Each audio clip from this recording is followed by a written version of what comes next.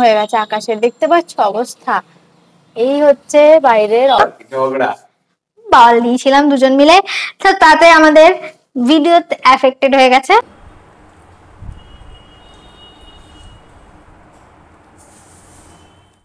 Welcome back to our channel, to a new vlog. আর এই যে সকাল সকাল একটা বেরিয়ে গেছে এখানে পিম্পলস, সোমবার with pimples, a good combination. আর সকাল সকাল বাইরের ওয়েদারটা তোমাদের আমি দেখাই। তো সুন্দর ওয়েদার করেছিল, রোদ উঠেছিল, কিন্তু তারপরে এই পরিস্থিতি হয়ে দাঁড়িয়েছে আকাশে। পুরো ডিমের কুসুমের রং হয়ে গেছে আকাশে, দেখতে পাচ্ছ অবস্থা।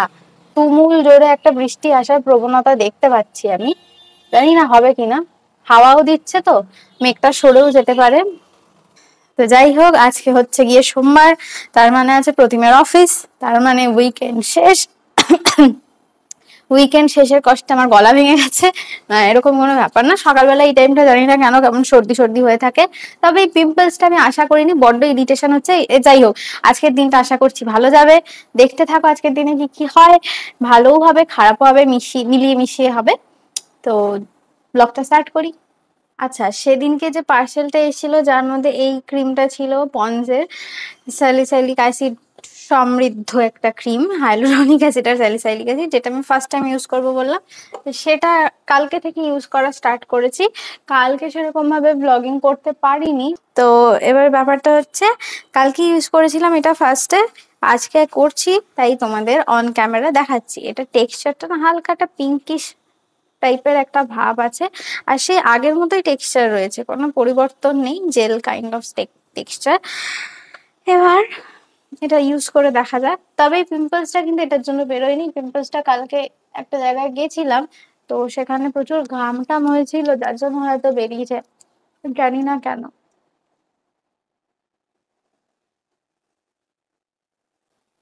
একটা বেশ ভালো গন্ধ আছে, ভালো গুড কাইন্ড অফ ময়শ্চারাইজার। প্রতিমা এখনো ঘুম থেকে ওঠেনি, প্রতিমার জন্য ততক্ষণ আমি চা করে আনি। এই কিছুক্ষণ আগে দেখালাম ওয়েদারের অবস্থা, এখন আবার আমি নিচে চা করতে গেছিলাম, তো দেখি কি রোদ উঠেছে, আবার সাথে বৃষ্টিও হয়েছে। এই দেখো কি অবস্থা, রোদ উঠছে বৃষ্টি হচ্ছে। আগে যখন ছোট ছিলাম তখন মা বলতো রোদ উঠে যদি বৃষ্টি হয় তাহলে নাকি শিয়ালের বিয়ে হয়। তো জানি না কি ব্যাপার, তবে এই যে চা করে নিয়ে আমি চলে এসেছি, আমার আর প্রতিমের চা করা কমপ্লিট হয়ে গেছে। কিন্তু আজকে যেটা ব্যাপার আমি দেখতে পাচ্ছি, বাজছে এখন 11টা, এতক্ষণে তো প্রতিমা অফিস যেতে উঠে পড়ে, কিন্তু প্রতিমা এখনো উঠতে পারছে না। শরীরটা কি খারাপ কি জানি, ভগবান জানে। কি রে, শরীরটা কি খারাপ? দেখ ঘড়িতে কটা বাজে, দেখ। অফিস করবি না আজকে? ওঠ, উঠে পড়। প্রতিমকে ঘুম থেকে ডাকার কিছুক্ষণের মধ্যেই প্রতিম উঠে পড়েছিল। তারপর আমি বসে আমার যেটা মি টাইম আমি স্পেন্ড করি প্রতিদিন সকালে with my golden green tea, সেটাই করছিলাম। বসে আরাম করে চা খাচ্ছিলাম। আর বাবু হয়ে না বসলে চা খাওয়াটা ঠিক আমার জমে না, তাই ভালো করে বাবু হয়ে বসেছি। ও, আর কমফর্ট লেভেল দেখেছো আমার, মানে কমফর্টের জন্য যা কিছু, একটা কোলবালিশও সামনে নিয়ে নিয়েছি। এত চা খাচ্ছি না ঘুমোতে যাবো ঠিক বোঝা দেয়। তারপরে যেটা বিশেষ ঘটনা ঘটেছে, যে আমার হাতে আমি একটা কিছু আবিষ্কার করেছি। সেটা হচ্ছে আমার বাঁ হাতে হঠাৎ করে আমি দেখতে পেয়েছি যে ডেড স্কিন সেলসের মতো কেমন জানি একটা হয়েছে। শুকনো চামড়া হলে যেরকম হয় না, ওরকম চামড়া ওঠা টাইপের। দেখে তো আমি রীতিমতো চমকেই গেছি। তার কারণ আমি এমন কিছু ধরিনি যে যেটা এরকম হতে পারে।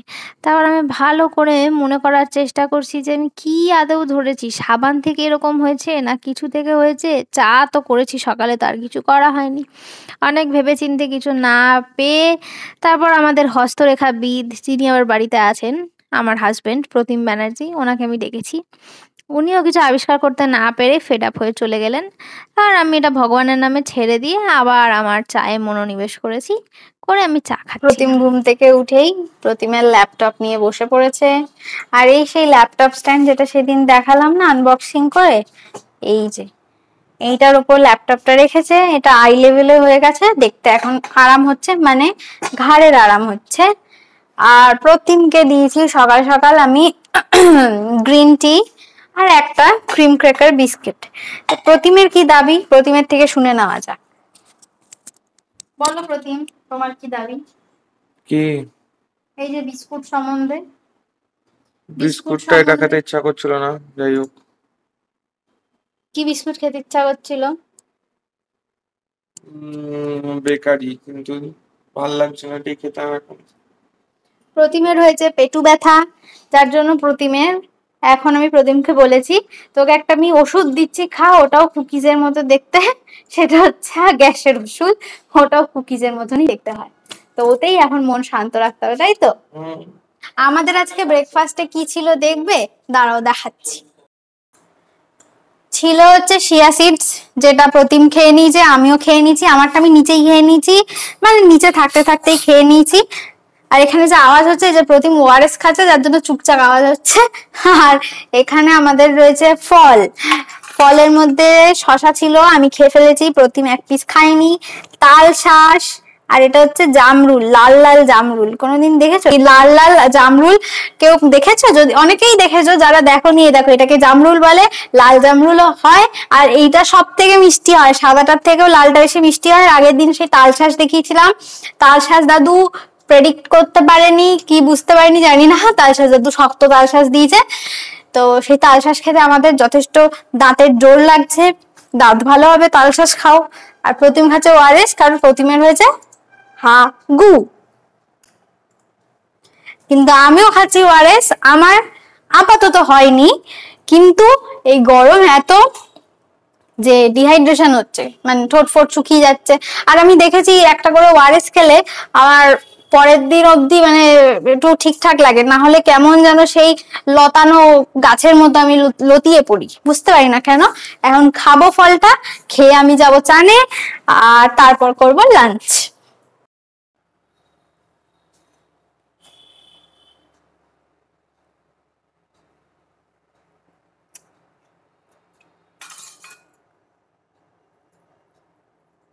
তালশাঁসটা খেলাম, বুঝলে, পুরো নারকোল, তালশাঁসটা তো পুরো আমাদের ঠকিয়ে দিতে পারে। বলিস না, এটা হচ্ছে নিজেকে নিজে অপমান করা হচ্ছে, কারণ আমরা তালশাঁস প্রথমে 7খানা তালশাঁস দিচ্ছিল, ঠিক আছে, আমরা প্রথমে বললাম দাদু তুমি 7খানা দিচ্ছ, আমরা তো কিছুই বুঝি না, হ্যাঁ, ক অক্ষর গোমাংস, গেছি, গিয়ে বলছি দাদু তোমার তোমার তালশাঁস গুলো দেখে খুব ভালো লাগে, তোমার তোমার তালশাঁস এনেছেন, তোমার যে তালগুলো এনেছো তার যে শাঁস, সেগুলো খুব ভালো লাগছে, তো তুমি একটা কাজ করো, তাহলে তুমি যে সাতটা দিচ্ছ, তাহলে তুমি একটা কাজ করো, তুমি আমাকে 10টা দিয়ে দাও। সেই 10টা হলো, 10টা থেকে আমি 14টাই আলটিমেটলি নিলাম, ঠিক আছে, তো নিয়ে পুরো কেস হলোটা কি, খুব আশায় আছে যে দারুণ তালশাঁস দারুণ তালশাঁস, বাড়িতে এসে হলো কাণ্ড, হ্যাঁ, এমন তালশাঁসে মাথায় ছুললে মাথা ফেটে যেত। তালশাঁসের ভিতর কোনো জল নেই। হলো, এবার জানি না এইটা কিরকম, এর সাথে আমরা আমও নিই, এই এটা ভালো হয়েছে, আমটা ভালো হয়েছে, কিন্তু এইটা আমি জানি না এটা ভালো, মা বললো তো খেয়ে খুব মিষ্টি। By the way, we are enjoying our snacks time. Snacks time বলা ভুল হবে, এটা স্ন্যাক্স না, ফল কখনোই স্ন্যাক্স এর মধ্যে পড়ে না। তবে ওই যে টুটুর পুটুর খিদে, ওটাকে বাংলায় কি বলে আমার ঠিক মনে পড়ছে না, তো ওই খিদে দমন করার জন্য এই জিনিসগুলো অ্যাপ্রোপ্রিয়েট। না, আজকে আমরা ব্রেকফাস্ট করিনি। এই বিন ব্যাগটার অবস্থা, মানে আমার এই লন্ড্রি ব্যাগটার অবস্থা ভীষণ খারাপ। কালকে যে ঘুরতে গেছিলাম, ঘুরতে মানে হচ্ছে নিমন্ত্রণ বাড়ি গেছিলাম, সেখানে কি কল এসছে? তুই গান গা, তোর গান শুনতে সবাই ভালোবাসে। তো কাল যে গেছিলাম নিমন্ত্রণ বাড়ি, সেখান থেকে আসার পর রাত্রিবেলা সমস্তখানে গুতিয়ে ঢুকিয়ে দিয়েছি। আর আজকে সকালবেলা আমাদের বাড়িতে যে কাজ করে দিদি, ঘর মোছে আর কি, সে এসে সেগুলোকে আরো গুতিয়ে গাতিয়ে ঢুকিয়ে দিয়েছে। তো আলটিমেটলি লাভের লাভ হয়েছে, আমার কাজ বেড়েছে। এখন আমি সেগুলো গোছাবো, গুছিয়ে তারপর চানে যাব, কারণ চান করে এসে পেটে দুটো ভাত পড়লে না হেভি ভাত ঘুম পায়, আমার তো পায়। আর আমার এই ভাত ঘুমের রহস্য আমি জানতে পেরেছি, আমি মাকে জিজ্ঞেস করেছিলাম যে মা আমার এরকম ভাত ঘুম পায় কেন গো খেয়ে উঠে? মা বলছে যে ছোটবেলায় নাকি আমি দুপুরবেলা খাইয়ে দিত আমাকে, মানে আমি যখন একদম গেদা বাচ্চা ছিলাম তখন আমাকে একবার খাইয়ে দিত, খাওয়ানোর পর আমি নাকি সেই যে দুপুরে ঘুমাতাম, সারা বিকেল উঠতাম না, সারা রাত উঠতাম না, একদম গিয়ে পরের দিন সকালে ঘুম থেকে উঠতাম। আমাকে ওই ঘুমের মধ্যে সবাই দুই বোতলে করে খাইয়ে দিত, আমার দিদা বা মা বোতলে করে দুধ খাইয়ে দিত, ওর মধ্যেই আমার যা শুশু পটি যা সব ওর মধ্যে আমি করতাম। পটিটা করতাম না, পটিটা পরের দিন সকালে করতাম। তুই সবাইকে বলেছিস কালকে ঝগড়া করে তুই রিলস বানাচ্ছিলি গেট রেডি উইথ মি, সেটা বন্ধ করে দিয়েছিস।